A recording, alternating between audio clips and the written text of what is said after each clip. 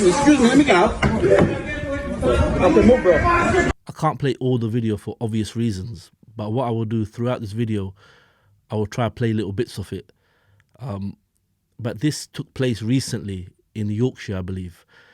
So the context of what's happening here is all over social media. You guys have probably already seen it. So what has happened, this seems to be a Muslim-owned takeaway, a restaurant, whatever you want to call it, and they obviously have beef on the menu. This individual, I believe what he's done, he's start attacking the restaurant workers and start damaging the restaurant because they sold beef. He seems to be from the extreme Hindutva movement in India, who have extreme hatred, obviously. And because he saw beef on the menu, because obviously they worship the cow, right? Or something along them lines. And he start attacking the restaurant owner or the worker and start damaging the actual restaurant. Now tell me something, guys. Do you think if this guy walked into McDonald's, he would have done that? He definitely wouldn't have done that. Because I'm sure he's been into McDonald's before. But the reason why he's done that, because Muslim owned. And that was his motivation. It wasn't about the beef. He was looking for an excuse. I don't think he cares less that they're cooking beef in there or whatever they're making. Every other restaurant cook beef, obviously. So this is what I'm saying.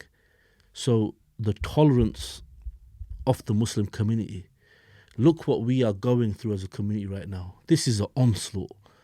This is an onslaught instigated and encouraged towards the Muslims. And look at the patience of the Muslims. Look at our patience.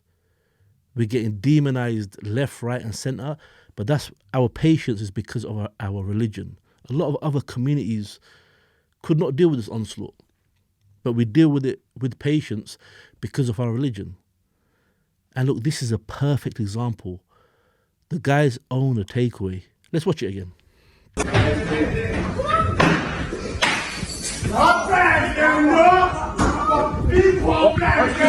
Excuse me, let me get out. The guys own a takeaway. They are working in a takeaway, minding their own business, and someone comes in and starts doing that. Imagine that.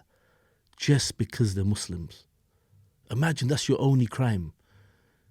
Just because you say La ilaha illallah, people think it's okay to do that, and they're encouraged to do that. But one thing these extremists need to know, this ain't the 1950s, this ain't the 1970s. You know, we are patient. But when it comes to self-defense, we can easily defend ourselves now. Like if it came to a situation where the far right made a full onslaught against our community, we could easily defend ourselves against the far right, because that's the enemy, the far right. And this is a far right movement, the Hindutva. They're the same type of ideology, hate Muslims, hate this, hate Christians, and whatever. So they're encouraged by the far right, obviously, in this country. When they see what the far right are doing, it encourages the Hindutva. I ask anyone, just use ChatGPT if you're feeling lazy. Just type in the extremism in the Hindutva. Whether you're Muslim, not Muslim, Hindutva, type that in and you will see. There's pages and pages about them. And this ideology is accepted because the reason why it's accepted, because it's against the Muslims. This is what you call extremism. But like I said, in the UK, not everyone is racist. Let me point that out. When it comes to the actual far right racist, we could handle them easily. They're not even a problem. So alhamdulillah, we're in a position where this is not, 40 years ago.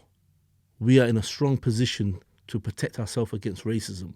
So on the street level, it don't even matter because we could handle ourselves.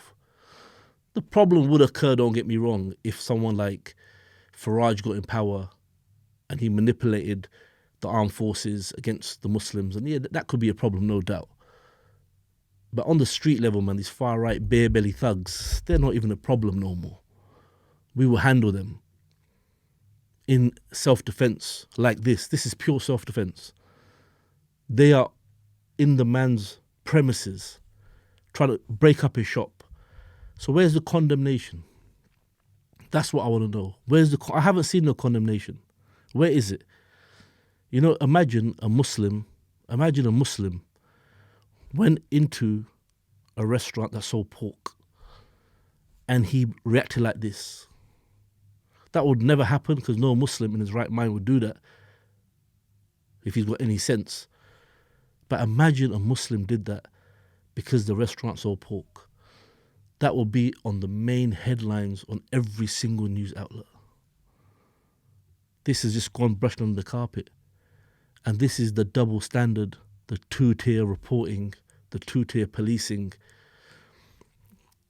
And, you know, I was looking into some statistics the other day. You know, I was looking at, the Bradford riots in 2001. And this seems to be a fact, that the rioters in Bradford received the most harshest sentences for rioting in the history of the UK. In the last 50 years at least. They caught the harshest sentences. Some people got 7 years for throwing a few stones. That's the two-tier policing for our community. And this is a perfect example. What this guy has done, this is racially aggravated from every aspect.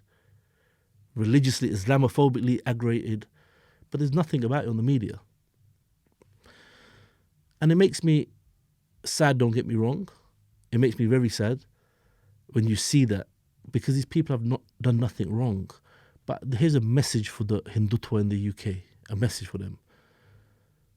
This ain't India. This is the UK. We are established, our community is established here in self-defense. Because we're about justice.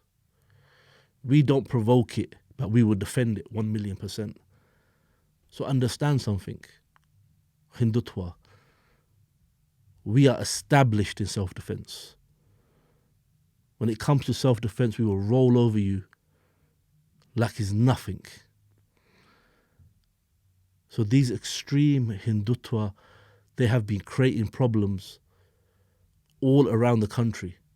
And they target the vulnerable. They target takeaway workers, restaurant workers, people like that, because they're cowards. If you really want to target someone, go target the street dudes and we see what happens. Imagine that. Imagine you own a restaurant, and I'm talking to people generally.